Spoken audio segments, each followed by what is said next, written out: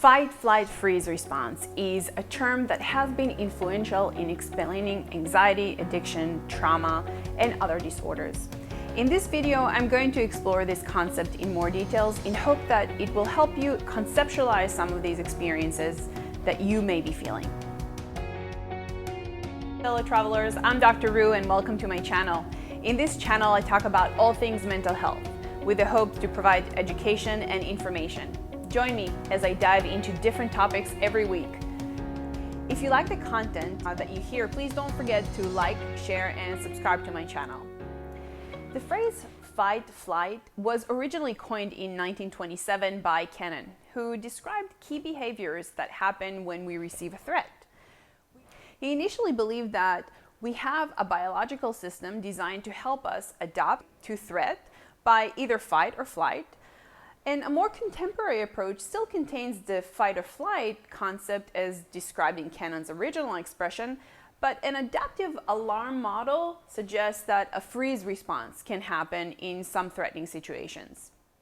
One of the things that are important to keep in mind is that the body doesn't know the difference between internal stress and external stress and tends to react the same. So when a stressful situation occurs, it could be environmental, such as a car accident, or psychological, such as worrying about medical issues or employment. This can trigger a number of stress hormones that result in various physiological changes. These kind of changes can look like an increase in heart rate, tense muscles, sweaty palms, and so on. This stress reaction is embedded in a survival mechanism that is designed to help animals survive, so that you don't end up petting a snake or hugging a bear. The problem starts when our body overreacts to stressful situations that are not life-threatening.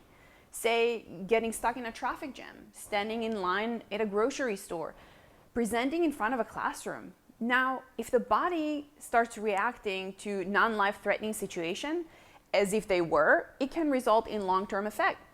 Stress plays a role in hypertension, obesity, depression, anxiety, and even addiction. When someone is exposed to a stressful event, on the biological level, the amygdala, which is the area that is responsible for emotional processing, sends a message to the hypothalamus, which is kind of like our command center, that is responsible to make sure that all systems are in check.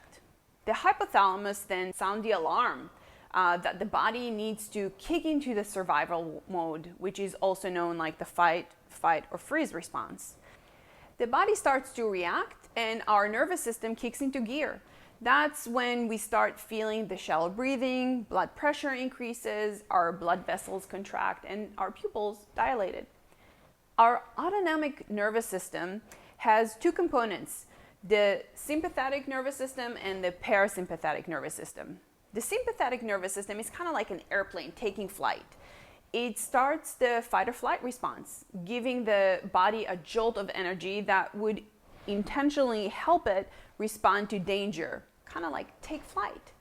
The parasympathetic nervous system acts like a parachute. It prompts the rest and digest response that help calm the body down after the danger has passed. When the amygdala sends a distress signal, the central command, hypothalamus, starts the sympathetic alarm. It sends signals through the automatic nervous to the adrenal glands, which starts pumping the hormone epinephrine, it's also known as the adrenaline, into the bloodstream. This is our natural feel-good hormone, but it is also responsible to set physiological changes in motion, like increasing the heart rate, pumping more blood into the muscle. The pulse rate and the blood pressure go up. We also start breathing rapidly and shallow, increasing oxygen flow into the brain, which then increases the alertness. Our senses become sharper. Meanwhile, the epinephrine triggers the release of glucose to the bloodstream, which helps us move more quickly if we need to. Now, after the initial wave of epinephrine subsided, the command center sent another stress response, the HPA axis. This response includes the hypothalamus, the pituitary glands, and the adrenal glands. The HPA axis relies on a series of hormonal signals to keep the sympathetic nervous system on airplane takeoff mode. The body then releases a number of hormones that travels through the adrenal gland, prompting them to release cortisol. This results in keeping the body on high alert. Theoretically, when the danger subsides, the parasympathetic nervous system, our parachute, then comes to life and our rest and digest starts bringing back the body down to baseline. But what happens when people get into a chronic state of stress? When the body is not able to go back to baseline and get a chance to get into the rest and digest phase. You can't always be on airplane takeoff mode. What happened to a car when it drives on the highway and never stops for gas? Same thing. Things starts breaking down until you run out of gas. People with chronic levels of stress keep their HPA axis activated. After a while, this takes a toll on their body, and that results in both mental and physical effects. Understanding this can put into perspective the importance of self-care and eliminating unneeded stressors in your life. Now, I'm not here to tell you that you will never experience stress again. The reality is that stress is part of life, and you're expected to experience this fight, flight, freeze response, and at the same time learn how to allow your body to go back to baseline.